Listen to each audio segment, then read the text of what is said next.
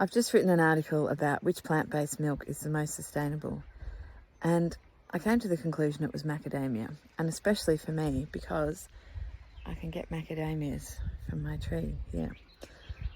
So I've made a quick video about how to make your own macadamia milk. So even if you don't grow it, you can just buy the nuts and make it yourself.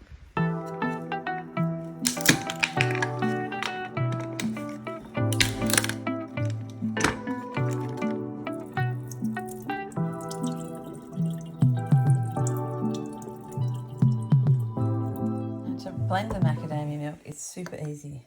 1/4 cup of macadamias, cup of water, and you can just have that, or if you want you can add in a date for a bit of sweetness.